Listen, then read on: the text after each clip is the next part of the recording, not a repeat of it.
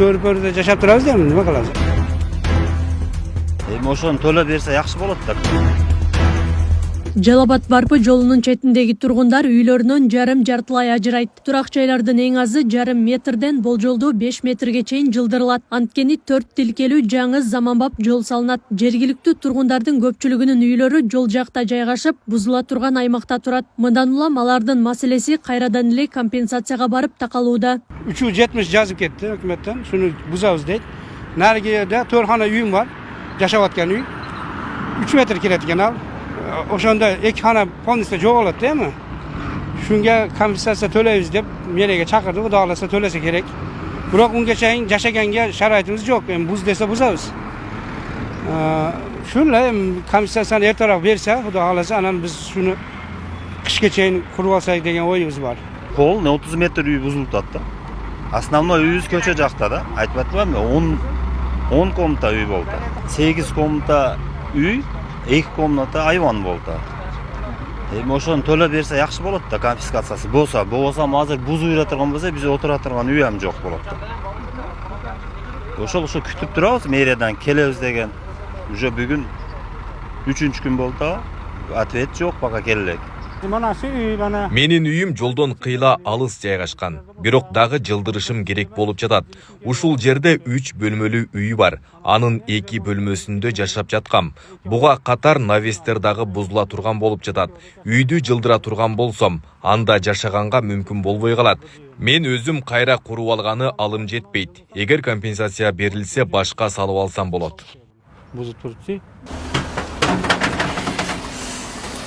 Ушул тапта Жалал-Абад шаарынан Барпы айыл аймагына карай жол менен үйлөргө чейинки аралык тазаланып жатат. Жаңы жолдун эки тарабына жөө адамдар басуучу тротуар салынып, жарыктандыруу орнотулуп, жашылдандырылат. Жолго мына эски асфальт алынат, капитальный ремонт болот да. Шагыл төшөлүп, 40-50 60 сантиметрге чейин жол көтөрүлөт общий. Анан 13 метр болот жол. Эки слой асфальт болот. Тротуар лотоктор менен общий 22 метр болот. Жолдун турасы. Узундугу общий 6 километр. Аз 1 километр 300-дөн баштадык. Анан мында основание жасап алган дагы кийинки жерде өтөбүз. Жака. Ошол азыр тазалоо иштерин жүргүзүп жатабыз. Анан мына жерде үйлөр жылыш керек эле.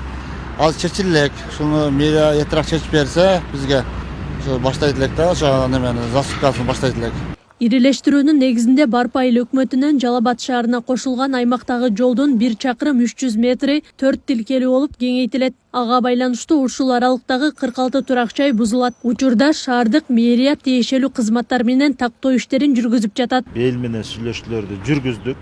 Алар кеңейткенге каршылык көргөзбөдү, түшүндүрүп айттык. Жол эмес шаардын эң негизги шаарга кирүүчү жолдордун бири. Бүгүнкү күндө тар. 2 катар эле машина өтө алат. Ошону 4 парасол кылалы десек, ага эл деле колдоду. Эң негизгиси биздин мүлктөрдү, биздин үйлөрдү независимый оценщик менен жакшылап баалап берсеңер дейт. Аны эми независимый оценщик өзүнүн Кыргыз Республикасынын мыйзамдарынын ошонун тарифтеринин негизинде баалайт. Ошолордун биз компенсациясын төлөп берүү жагын колго алганбыз.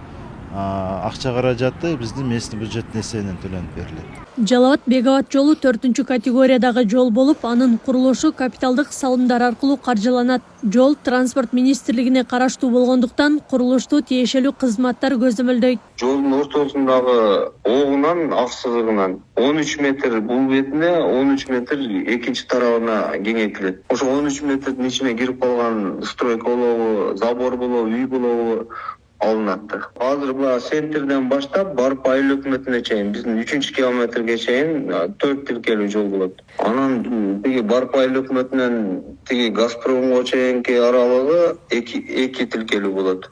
Бирок 26 метрге жолду баары бир кеңейтилет. Жалал-Абад Бек-Абад жолунун жалпы узундугу 11 чакырымды түзөт. Биринчи этабында 5 чакырымы асфальтталган.